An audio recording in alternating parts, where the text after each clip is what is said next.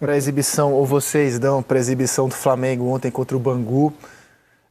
Foi fácil, o placar reflete o que é o jogo. O Flamengo 3-0 com os 3 gols do Pedro, que começa a temporada voando, né? Pedro tem 5 gols em 5 jogos. Vamos aos melhores momentos e debater a vitória rubro-negra de ontem. Como é que você viu o Flamengo ontem, Eric? Cara, assim, o placar era para ser sido uns 7-0, 8, se fosse o caso. O Flamengo perdeu muito gol, muita chance. O jogo começou um pouquinho de marcação do Bangu, o Flamengo com dificuldade de encontrar os espaços e tal, mas aí logo depois o Pedro fez esse gol aí, bonito gol, né? E aí depois já teve mais 2 chances claras, uma de cabeça e uma com o pé esquerdo. No segundo tempo foi uma enxurrada, porque aí, assim, acontece do time pequeno cansar, porque começa a correr muito atrás do time grande, perna pesada, o gramado estava fofo, segundo os próprios jogadores, e aí foram surgindo espaço. Assim, por baixo o Flamengo podia ter feito mais uns 3 gols no jogo, assim, sem forçar muito. O Bruno Henrique entrou, depois teve 2 chances, o Gabriel teve mais uma chance.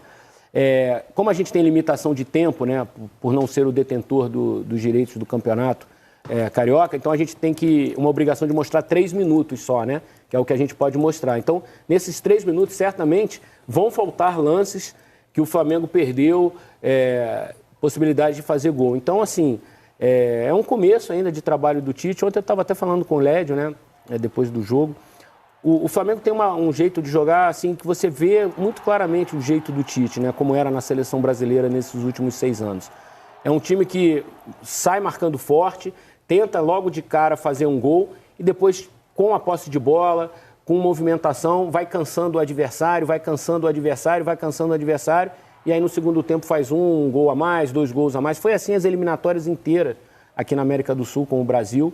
E está sendo assim com o Flamengo também. É tipo aquele lutador de boxe, Grafite, que ele não é o Tyson, que ele nocauteia no primeiro round, mas ele vai machucando o adversário. Consistente, né? O Flamengo costela, é linha de cintura, é um soco, é um jab, aí faz um gol. Vai minando, vai minando. Aí com 30 do segundo tempo o cara já está assim, ó. E aí o Flamengo dá mais 1, 2 estocadas e mata o jogo. Foi assim com Volta Redonda, assim foi contra o Bangu ontem, e ele dispõe de um banco que possibilita isso, assim, com 15 do segundo tempo, entrou Bruno Henrique, entrou Gabigol, entrou Matheus Gonçalves, entrou Vitor Hugo, quer dizer, então ele vai mantendo o nível do time muito alto, né? Ontem não teve o Pulgar, não teve o Alan, o Vina ainda não estreou, quer dizer... O Igor Jesus, né? O Igor Jesus jogou muito bem lembrado. Então, acho que assim, foi uma vitória protocolada do Flamengo, mais uma no Campeonato Carioca contra os pequenos, e que poderia ter sido, né, muito mais de 3. Era o esperado do Flamengo, né? Pela qualidade do elenco, pela qualidade do Tite, essa montagem de elenco, essa montagem de planejamento para a temporada. Era esperado a vitória do Flamengo, destacar o Pedro, né? Que marcou 3 gols, poderia ter marcado mais, como o Eric falou. Mas é aquilo, né? Quando a gente espera um Flamengo e Bangu, se o Flamengo não vai bem, o Flamengo tem que, por obrigação, vencer e vencer bem. Eu acho que venceu se impondo. Eu acho que daqui para frente, agora, vindo os clássicos, agora também é a tendência que melhore de produção. E como o Eric falou, o banco faz muita diferença. O banco do Flamengo, Bruno Henrique, Gabigol, ainda você tem de fora Pulgar, você tem de fora Alan. É um elenco muito forte, né, que vai ser bem consistente e aí eu acho que briga por quase tudo esse ano. E considerando que essa fase, esses jogos, são um preparatório para a temporada, quem que está conseguindo ir bem? Quem está conseguindo sobressair? Pedro, além do Pedro, né? Com 5 jogos em 5 gols, na visão de vocês. Eu acho que o Gerson... Léo Pereira tá muito bem. O Gerson fez 2 bons jogos, assim, 3 bons jogos. Eu vi o clássico contra o Botafogo dele, foi muito bom. Se adaptando naquela posição ali de segundo volante novamente, tendo que ter uma participação mais ativa na marcação, na roubada de bola. Ontem, mais uma vez, ele fez um jogo muito bom assim, na parte tática, ajudando a defesa, roubando bola, tendo a obrigação de dar aquele primeiro passe para encontrar já o Arrascaeta para ligar o ataque. Assim, eu acho que aos poucos o Tite está começando a encontrar o equilíbrio que ele quer, principalmente nesse meio-campo, assim, que vai ser um desafio para ele mesmo montar esse meio-campo. Ele mesmo, na última entrevista coletiva, acho que numa resposta para o Fred Gomes, nosso setorista do Flamengo, falou: me cobra daqui a um tempo a atuação do De La Cruz. Vocês vão ver que ele vai estar mais bem adaptado, vai render melhor. É uma questão de tempo. Então, assim, aos poucos, cara, o Flamengo levou 1 gol no campeonato e foi com o time sub-20, né? Com o Tite, o Flamengo não sofreu gol ainda no Campeonato Carioca. E ao longo da temporada levou 1 gol do Orlando City na pré-temporada. Então, assim, é um trabalho do Tite à moda Tite. Com tempo, com paciência, um time organizado e que eu acho, assim, tem tudo para render frutos nessa temporada. Eu acho que o Léo Pereira tem jogado muito bem, o Gerson, a Arrascaeta tem tido momentos, o Rossi não foi testado, no Vasco e Flamengo ele até poderia ter sido, mas ele não precisou fazer defesa, que o Léo Pereira fez as defesas para ele naquele jogo. Ele fez uma boa defesa contra o Botafogo, né? No lance do Tiquinho, né? O Rossi, né? Tiquinho, foi o lance mais perigoso do Botafogo. Cara, eu acho que o Flamengo está num caminho bom, não só por ter um time, mas agora ele tem uma ideia clara de jogo, né? Um plano de jogo muito claro e traz uma segurança, um controle de jogo muito arrumado. O time não passa sufoco. Tudo bem, quem não vai passar sufoco contra o Bangu, contra o Madureira, com todo o respeito, ele não vai passar. Mas ele não dá sinais, assim, de que vai dar... Falando português, claro, vai dar mole para o adversário. Entendeu? O jogo fica controlado, ele vai rodando a bola, vai cansando, procura jogar no erro do adversário, que contra os pequenos isso aí fica ainda mais evidente, e vai minando o adversário. É uma estratégia do Tite muito clara isso. E como ele tem muito recurso, o campeonato acaba trazendo para ele essas chances de fazer laboratório, de botar um menino ontem e dar casca para ele. O Igor Jesus já está no elenco desde 2022, né? Mas quase, acho que... eu acho que antes até, com o Rogério Ceni ele chegou a jogar, eu acho. Então ele vai ganhando mais uma possibilidade, porque o Thiago Maia deve ir para o Internacional mesmo. Então eu acho que o Flamengo está no caminho. Eu acho que não vai ser aquele time que vai dar muita goleada durante um ano, mas vai tomar pouco gol e vai ganhar a maior parte dos jogos, entendeu? E vai disputar todos os títulos. E o torcedor, de vez em quando, vai pegar no pé, vai querer mais gol, mas o controle vai estar muito evidente. Se eu não estou enganado, só Palmeiras, Flamengo e Atlético Paranaense estão invictos na temporada. Acho. Eu precisava olhar... O Cruzeiro perdeu do América. O Cruzeiro perdeu invicto, ontem, né? Acho que só esses... E o Fluminense, né? O Fluminense não perdeu, né, Érico? O Fluminense não perdeu. Não. O Fluminense. Os 4. São os 4 que estão... Que diz muita coisa, né, cara? São os 4 que normalmente já têm mantido mais ou menos uma regularidade. Também que jogaram poucos clássicos. Jogaram poucos clássicos. Jogou um, o Flamengo jogou 2, né? Vasco já jogou 2. O Flamengo jogou 2. O Palmeiras já jogou 4. O Palmeiras jogou 2, empatou com o São Paulo na Supercopa. Ganhou do Santos. Ganhou do Santos 2-1. O Cruzeiro... O Inter ainda não jogou clássico. O Inter não jogou clássico. Mas o Inter perdeu para o Guarani de Bagé. O Atlético Paranaense ainda não jogou clássico também. Assim, o jogo mais difícil do Flamengo até então foi contra o Vasco, né? Foi. O jogo que o Vasco conseguiu entender bem uma estratégia. O começo do jogo foi muito do Flamengo, mas depois o Vasco conseguiu equilibrar as ações.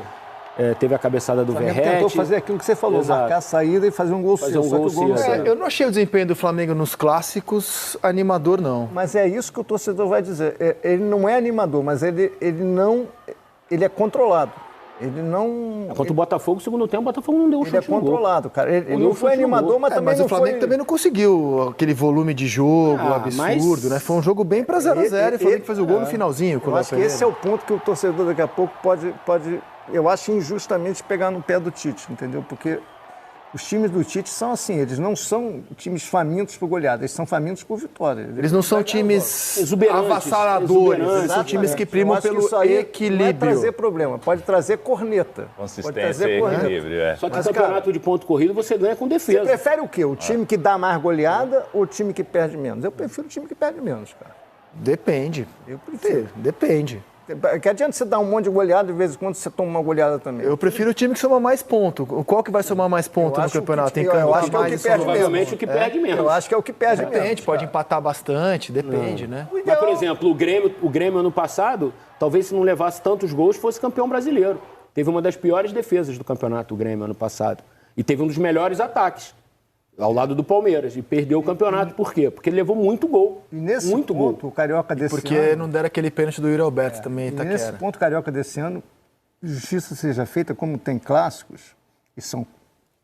Cada um joga pelo menos 3 clássicos, ele te bota para testar, para entender exatamente o nível do seu time. A gente não sabe como é que o Fluminense vai estar, porque o Fluminense, o Fla-Flu está entre os 2 jogos da Recopa. Mas assim, mesmo o Fluminense tem um elenco forte. Sim, é um time forte, um time forte, mas a gente não sabe qual é qual o time que o Fernando Diniz vai lançar a campo no Fla-Flu. Mas se for o time principal e o Fluminense fala assim, ganha em Quito, da LDU e dá para encarar o Fla-Flu com todo mundo, talvez seja o primeiro grande teste do Flamengo na temporada. Assim. E se não for, vai pegar um time duro mesclado também, do Fluminense que vão disputar o primeiro lugar, provavelmente. Exato.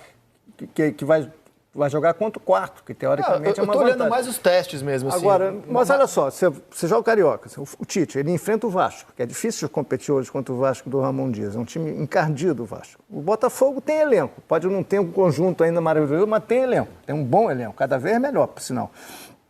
E o Fluminense, cara, é o campeão da América. Então você tem 3 testes, e vale pro Vasco, pro Fluminense. Eu estava vendo uma estatística, o Flamengo sofreu 7 conclusões em 6 jogos com o Tite. É muito pouco. Ele cedeu 7 chances só para o adversário, todos em 6 jogos. É muito pouco. Os times têm dificuldade de atacar o Flamengo. E isso é um mérito já desse processo tático do Tite. Assim. Nesse momento da temporada é um número muito baixo, porque esse momento da temporada ainda é adaptação, é conexão, as equipes se ajustando. E você já tem uma defesa bem consistente. Um time que balança bem o jogo, que cansa o adversário, como o Eric falou, que vai minando. Nesse momento, o Flamengo se mostra que é um time que está se preparando, está melhor preparado para a temporada, pelo momento da temporada. Começo você vai falar, de falta temporada. Claro que falta. Falta muita coisa. Não Sim. só para o Flamengo, para todas as equipes. São os primeiros metros de uma maratona. Isso, só que o Flamengo já sai à frente. Sim, e o Pedro, se você pensar que ele disputa também uma corrida à parte com o Gabriel, buscando um lugar no time principal, já que pouca gente projeta os dois jogando juntos, o Pedro já consegue dar uma desgarrada do Gabriel nesse começo de temporada. Ele já larga na frente, porque é um jogador que goza da preferência do Tite como atleta, como estilo de jogo. Você falou, né, Rezé, que pouca gente projeta. E quem decide não projeta nada. Exato, então, quer dizer... Exato. Ó, 7 gols em 7 jogos, não é isso? O Pedro, 5 gols em 5 jogos, contando o estadual. Só o estadual. Então 5 gols em 5 jogos, o Gabigol teve 2 gols em 6 jogos, a média do Pedro é de 1 gol por jogo. Sim, esse começo de temporada confirma aquela projeção que a gente já fazia no final do ano passado, de que o Pedro estaria na frente do Gabigol, que o Gabigol teria que correr atrás para conseguir uma vaga nesse time. Se estiver bem fisicamente, mantiver essa média, ele vai fazer 30 gols no ano. Ele fez 2 nos Estados Unidos, não fez? Fez 2, então, em cada jogo. São 7 em 7. A tendência é essa, tudo bem, estadual, o cara sempre pondera, cara, mas o estadual está aí para todo mundo fazer gol, ele fez 5. Todo mundo pode fazer 5. Para a temporada, né? Está à disposição de todo mundo, o cara vai lá e faz 5. E o primeiro gol ontem foi bem bonito, né? Não, o Pedro está aproveitando super bem, cara. Gol de centroavante, Grafa está aqui. Contra-ataque, né? Falar melhor. Ele não tem característica de puxar contra-ataque, ele é o cara definidor. Ele puxou aberto pelo lado do campo, deu o drible no zagueiro e finalizou. Ele está se mostrando que ele é muito além do que só definir, só fazer gol dentro da área. Ele tem recurso para fazer mais também. O César Sampaio, auxiliar do Tite, falou sobre os atacantes, né? Essa disputa pela titularidade no comando do ataque rubro-negro. Dá uma olhada. Bom, quanto à titularidade e reserva, sim, nós temos um grupo, a preparação é igual para todos. O Pedro vive um grande momento, sim, né? Assim, dentro do conteúdo nosso tem sido um atleta que está confiante, tem aproveitado as oportunidades. O Gabriel no último jogo também, né, teve uma participação importante fazendo gols, enfim, a gente ganha muito com isso, né? Assim, nós sabemos que a maturidade e a confiança de um atacante, ela vem, principalmente do atacante central, ela vem muito nessa interdependência do gol. Então o Flamengo ganha com isso, né? Nós temos 2 atletas nessa função, né, de atacante central, performando bem, e estrategicamente a gente seleciona para diversos jogos. Na seleção brasileira, o Tite trabalhava muito com as caixinhas, né? Assim, os jogadores que se encaixavam nas caixinhas disputando uma posição no time titular. Pedro e Gabigol claramente são uma caixinha, Cebolinha e Bruno Henrique são outra caixinha. Na direita, por enquanto, De La Cruz e Luiz Araújo, jogadores diferentes, mas no mesmo lado de campo. A caixinha do Igor Jesus é com quem? É com o Pulgar. E Alan. E Alan, mas Alan machucou, né? Ele está fazendo um trabalho de reequilíbrio, segundo o próprio Flamengo divulgou nas redes sociais e tal. Vai ficar fora por 12 dias, né? A caixinha do Gerson é quem? Vitor Hugo. Vitor Hugo, eu opinaria que o De La Cruz pode jogar ali também. Pode. Embora não seja o que o Tite tenha feito no começo. Mas está rodando imagens do Igor Jesus. Jogou bem mesmo, assim, o menino, sabe? Jogou? Conseguiu, principalmente, jogar para frente, assim, né? Buscou muito passe para frente, encontrando o jogador de meio que está na frente dele, ou o Gerson, ou o Arrascaeta. Quase fez um golaço, chutou de fora, assim, o goleiro fez uma bela defesa. Roubou a bola do segundo gol, ele rouba a bola e ela sobra, ele sobra para o Pedro e o Pedro faz a jogada para o Luiz Araújo. Enfim, ele teve uma participação muito ativa no jogo, assim, e foi uma boa oportunidade que o Tite deu, porque o Igor está lá há algum tempo, não vinha tendo muitas oportunidades com os outros treinadores e tal. E se abriu essa chance por causa da ausência do Thiago Maia, né? O Thiago deve ir para o Internacional. E aí, sem os dois primeiros volantes, o Igor ganhou essa chance aí. Acho que esse é um dos grandes pontos do estadual. Você usar o estadual para destravar esses meninos. Total. O Palmeiras ontem, a gente vai falar do Palmeiras daqui a pouco. A molecada em campo, Ele botou 6 titulares, eram meninos, cara. E ganhou o jogo, entendeu? Você tem que destravar. Isso é até um ponto que eu discuto um pouco sobre o Ramon Dias. Ele tem uma dificuldade de botar os meninos para jogar no Vasco. Eu acho que ele tem que botar mais. É porque o Vasco não tem um elenco com tanta possibilidade. Talvez ele queira consolidar um time primeiro para depois... Né, assim. Mas eu acho que o Tite fez certinho ontem. Bota o Igor Jesus para destravar. Ele jogou um jogo de saída, foi notado, todo mundo viu, foi transmitido, a gente está discutindo ele aqui. Só vai ajudar no crescimento. E o Tite deu uma entrevista, Rizek, ele falou assim, para trazer jogador que é mediano, que vai chegar aqui, talvez não consiga competir em alto nível com a concorrência interna, eu prefiro trabalhar com a base.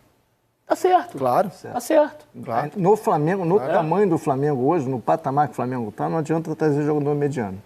Os medianos que ele trouxe, até tem alguns lá que não aconteceram. Agora, da grande contratação da temporada, que é o De La Cruz, vejo ele jogando, onde está, né, aberto pela direita. Ele pode ser uma opção ao Arrascaeta, quando o Arrasca não puder jogar. E pro lugar do Gerson. E pro lugar do Gerson, cara. Só que o Tite tá tentando fazer ele render ali, craque, cara. aberto pela direita, onde jogava o Everton Ribeiro. Ele jogou naquele jogo do Centenário, Brasil, Uruguai e Brasil, cara. E o Tite, assim, as pessoas talvez não lembrem, porque na última Copa o Brasil jogou com um esquema muito parecido com o que jogou ontem o Flamengo, com 2 pontas, né? Era o Rafinha e o Vini, um centroavante que era o Richarlison, o Neymar como camisa 10 e o Paquetá de 8, como é o Gerson, digamos assim e tal. O Arrascaeta seria o Neymar. Casimiro, ontem foi o Igor Jesus. É um esquema, assim, não estou comparando ninguém, mais ou menos em linhas gerais é isso. Só que no primeiro ciclo do Tite, a seleção chega jogando muito bem com 2 meias, com o Renato Augusto e com o Felipe Coutinho. O Felipe Coutinho, no meio do processo, ele ganha a posição do William. Tem até uma imagem emblemática que o Tite abraça os dois e fala, estão competindo no campo, não sei o que, lembra disso? Acho que no Equador isso...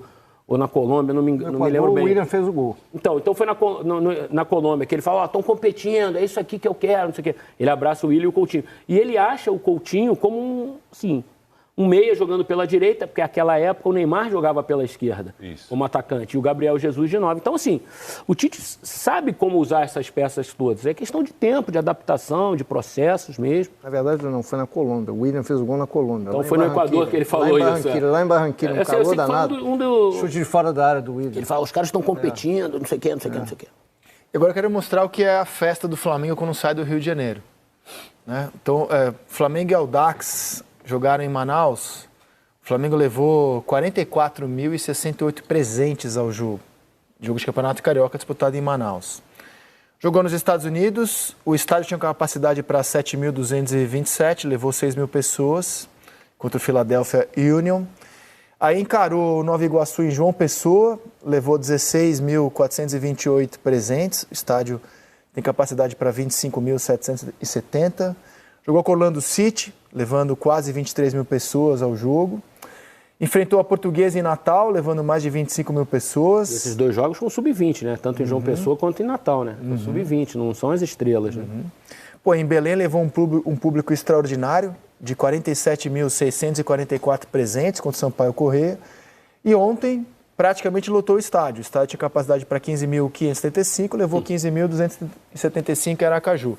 é o tour do Flamengo pelo Brasil, durante o estadual, com os 2 amistosos nos Estados Unidos. É nenhuma surpresa, eu sei, mas é legal registrar. O Flamengo, ele leva o torcedor aqui no Rio de Janeiro e fora também, né? A média de público do Flamengo ano passado também, lógico, que era Campeonato Brasileiro, Libertadores, Copa do Brasil. Mas o Flamengo atuando aqui no Rio também, pelo estadual, talvez não levaria esse grande número. Será? Mas... Levaria. Não, pode ser, não. O Flamengo não joga para menos de 40 mil pessoas no Maracanã. Sim, mas assim, a gente coloca Flamengo e Nova Iguaçu. Poderia ter no Maracanã, no final de semana, 40 mil, 50 mil pessoas. É. Mas o Flamengo, não tem jeito, né? Com esse elenco, com o Tite ali no Flamengo, o Flamengo vai arrastar a multidão o ano todo, no Rio ou fora do Rio.